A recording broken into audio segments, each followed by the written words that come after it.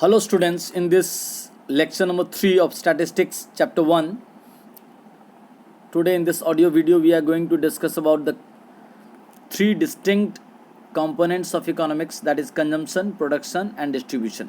हालांकि इसका चर्चा मैंने आपको पहले किया है, बट लेट अस सी यहाँ क्या लिखा हो उसको थोड़ा देखते हुए चर्चा करेंगे. कंजम्पशन मतलब उपभोग. मैंने आपको पहले कंजम्पशन के बारे में बताया था कि everyone is a consumer and whatever consumer consumes is consumption. अपनी ज़रूरत को पूरा करने के लिए जो भी वो चीज़ प्रयोग में लाता है वो कंजम्पशन कहलाता है. लेकिन कंजम्पशन के दो पार्ट है, एक होते हैं फाइनल कंजम्पशन, एक होता है इंटरमीडिएट कंजम्पशन. तो ये कंजम्पशन दो भागों में बढ़ जाएगा. फाइनल कंजम्पशन मतलब कि वो गुड्स फिर फर्दर प्रोडक्शन का हिस्सा नहीं बनेगा, उसमें फर्दर वैल्यू एडिशन नहीं होगा. और अगर वो इंटरमीडिएट कंजम्पशन में प्रयोग हो रहा मतलब उसमें वैल्यू एडिशन होगा, वो फर्दर प्रोडक्शन का पार्ट बनेगा और अभी वो अंतिम फाइनल कंज्यूमर को नहीं बिका है. तो देखते हैं यहाँ क्या लिखा है. We as students of economics study behaviour of human beings as consumers और buyers of different goods and services for the satisfaction of their wants. मतलब हम मानव समुदाय अपनी आवश्यकताओं को पूरी करने के लिए तरह तरह के गुड्स और सर्विसेज हम लोग एज अ बायर, ग्राहक के रूप में, खरीदार के रूप में अपनी आवश्यकताओं को संतुष्टि पूरी करने के लिए खरीदते हैं. As consumers people have limited means. हाँ, लेकिन उनके पास वांट्स तो बहुत सारा, डिजायर्स तो बहुत सारा है, लेकिन उनके मीन्स लिमिटेड, उनके साधन लिमिटेड है. While their wants are unlimited, और इच्छाएं असीमित हैं. How do they allocate their given means और income on the purchase of different goods and services given their market prices so that their satisfaction is maximized. मतलब अब consumer के लिए problem क्या है कि वो अपने अनलिमिटेड वांट्स को, डिज़ायर्स को, नीड्स को अपने लिमिटेड रिसोर्सेस, लिमिटेड नीड्स से, लिमिटेड मनी से, लिमिटेड इनकम से कैसे पूरा करे कि वो अपने प्राय सभी ज़रूरतों को में से जिनके बिना वो नहीं रह सकता उस समय, उनको खरीद करके पूरा कर सके और एक तरह से बैलेंस इकोनॉमिक कंडीशन उसका बना रहे और मैक्सिमम सेटिस्फैक्शन उसको मिले. This is the study of consumption और the study of consumer behaviour. ये हम लोग कंज्यूमर बिहेवियर के जब माइक्रो इकोनॉमिक्स में भी पढ़ेंगे, वहाँ पे हम लोग समझेंगे कि कैसे कंज्यूमर अपना जब आमदनी खर्चा करता है तो अपने उससे मिलने वाले यूटिलिटी को वो मैक्सिमाइज करने की कोशिश करता है. ये हम लोग समझेंगे. When we formulate a set of standard relationship like the inverse relationship between price of goods and services and its purchase, explaining how consumers tend to behave, we call it consumption theory. मतलब consumption theory में हम लोग ये सीखेंगे कि कैसे consumer के demand और प्रोडक्ट के प्राइस के बीच में इन्वर्स, अपोजिट रिलेशनशिप है, विपरीत संबंध है. आप देखोगे कि कंज्यूमर्स अगर चीज़ों का प्राइस कम है तो यूजुअली ज़्यादा खरीदता है, और जब चीज़ों का प्राइस ज़्यादा है तो कम खरीदता है. तो ये उल्टा संबंध है, इन्वर्स रिलेशनशिप. ये हम लोग कंजम्पशन थ्योरी या कंज्यूमर बिहेवियर में इसको पढ़ेंगे. तो कंजम्पशन मतलब अपनी ज़रूरतों को पूरा करने के लिए जो भी चीज़ हम खरीदते हैं, उनमें जो पैसा खर्चा करते हैं, दोनों तरह का हमारे वांट्स हैं, मटेरियलिस्टिक और नॉन मटेरियलिस्टिक. तो टेंजिबल और इंटेंजिबल दोनों तरह के वांट्स को पूरा करने के लिए हम जो भी खर्चा करते हैं, दैट इज कंजम्पशन. अब है production. Producers are also have limited means while they have a wide range of goods and services to choose from for their own for their firms and factories. मतलब producers के पास means limited है. मतलब हम अगर economic activities का हिस्सा बनने जा रहे हैं तो जो भी हम बनना चाहते हैं, अगर हम नौकरी ही करना चाहते हैं तो मैं एक ही साथ में डॉक्टर, इंजीनियर, प्रोफेसर, लॉयर सभी चीज़ का जॉब नहीं कर सकते. कोई एक चीज़ हमको चुनना पड़ेगा. मेरा सर्विस भी कोई एक चीज़ चुनना पड़ेगा. दूसरा, अगर मैं फैक्ट्री बिजनेस करना चाह रहा हूँ तो भी मेरे को कोई एक चीज़ का बिजनेस करना पड़ेगा. मैं सारे चीज़ों का बिजनेस दुनिया में एक साथ जितना मन चाहे उतना प्रोडक्शन नहीं कर सकता हूँ. अगर मैं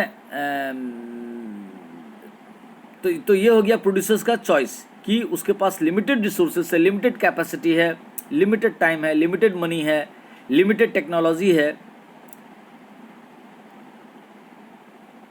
और मैनेजमेंट की लिमिटेड कैपेसिटी, इसलिए उसको एक ही साथ में सब कुछ प्रोडक्शन नहीं कर सकता। उसमें से जो वो सबसे अच्छा वो प्रोडक्शन कर सकता है, कम से कम कॉस्ट में, अच्छे क्वालिटी का, अच्छे फिनिशिंग के साथ, अच्छे ड्यूरेबल गुड्स, अच्छा क्वालिटी का गुड्स जो वो बना सकता है, वो उसी चीज़ को प्रोड्यूस करेगा। ये हर प्रोड्यूसर्स की कोशिश होती है। Given prices of different inputs, how do they choose such combination which are least expensive so that they are able to minimise their cost of production. मतलब प्रोडक्शन के अंतर्गत हम लोग ये पढ़ेंगे, प्रोडक्शन थ्योरी के अंदर ये पढ़ेंगे कि एक प्रोड्यूसर तो बहुत कुछ प्रोड्यूस कर सकता है, लेकिन उन सारे प्रोडक्शन में से जिस चीज़ का उसने प्रोडक्शन के बारे में सोचा, जो 2 या 3 चीज़ या कोई एक ही चीज़ जो उसने प्रोडक्शन की ठानी, तो उसका कितना क्वांटिटी बार बार बना के बेचे जिससे उसको बैलेंस्ड प्रॉफिट हो, अनसोल्ड स्टॉक भी ऑलमोस्ट नहीं रहे, और उसका रेगुलर प्रोडक्शन सेल का काम जारी रहे। कोई काम में ऐसा नहीं कि प्रोडक्शन हो करके गोडाउन में गुड्स पड़ा हुआ है, ऐसा नहीं है कि सेल हो गया सब कुछ गोडाउन खाली है, गोडाउन में स्टॉक ही नहीं है। तो बैलेंस कंडीशन में कैसे रहे और उसका प्रॉफिट भी नॉर्मल हो, कम से कम कॉस्ट हो और प्रॉफिट भी बैलेंस्ड हो, कंज्यूमर भी सेटिस्फाइड हो। ये हम लोग पढ़ेंगे प्रोडक्शन थ्योरी में।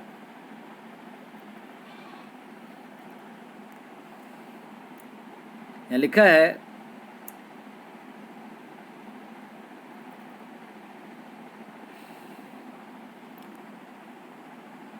क्या लिखा है, also given prices of different goods how do they choose to produce. मतलब वही बात, अगर गुड्स का प्राइस मार्केट में हमको पता है कि हमको कितना में बेचना है, तो मैं कैसे प्रोडक्शन करूँ, कितना प्रोडक्शन करूँ जिससे कि हमको बैलेंस्ड मैक्सिमम रेवेन्यू हो उस कंडीशंस में।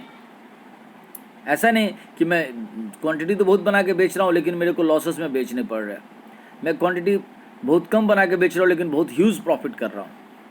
तो ऐसा भी नहीं होना चाहिए। कितना क्वांटिटी बेचे कि सेल भी ज़्यादा हो, प्रॉफिट भी ठीक हो, और प्रोडक्शन सेल का काम मेरा रेगुलरली चलता रहे। This is the study of production. यही हम लोग प्रोडक्शन में पढ़ेंगे।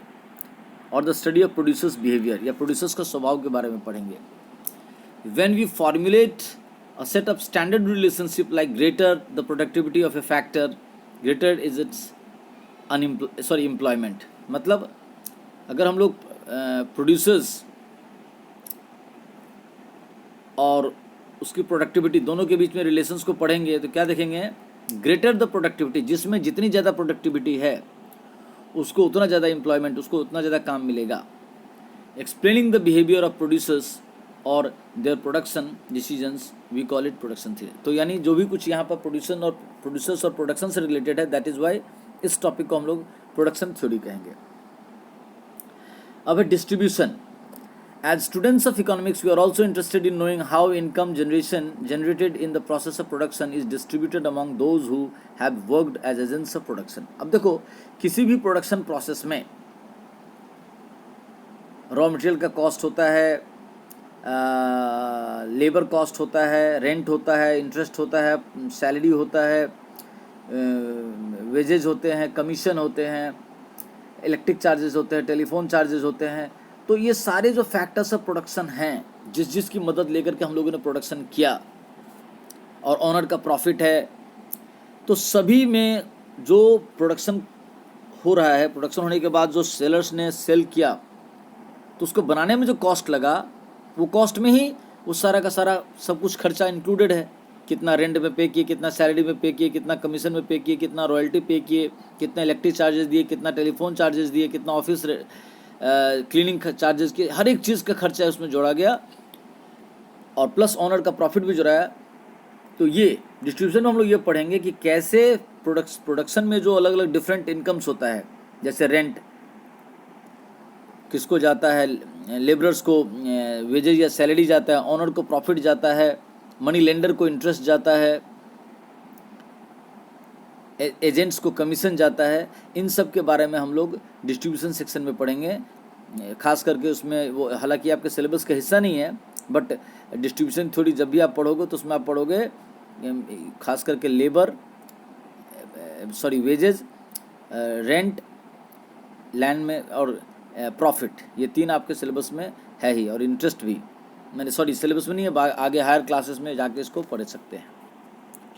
तो यानी डिस्ट्रीब्यूशन का मतलब यहाँ हो गया कि कैसे जो एक चीज़ों को बनाने में जो पूरा खर्चा होता है वो एक एक करके कैसे डिफरेंट फैक्टर्स और प्रोडक्ट्स के हाथ में वो इनकम के रूप में जाता है और उसके पीछे क्या प्रिंसिपल काम करता है, उस चीज़ को हम लोग यहाँ पढ़ेंगे। तो ये 3 टॉपिक्स हम लोगों ने समझा। और प्रैक्टिकली बिजनेस में एक और चीज़ यूज़ होता है, डिस्ट्रीब्यूशन चैनल यूज़ होता है। वो डिफरेंट चीज़ है। डिस्ट्रीब्यूशन चैनल का मतलब होगा कि जो प्रोड्यूसर्स डिफरेंट तरह के गुड्स एंड सर्विसेज प्रोड्यूस कर रहे हैं, तो प्रोड्यूस होकर के अल्टीमेट कंज्यूमर्स तक कैसे जाएगा, उस बीच में एक डिस्ट्रीब्यूशन नेटवर्क होता है।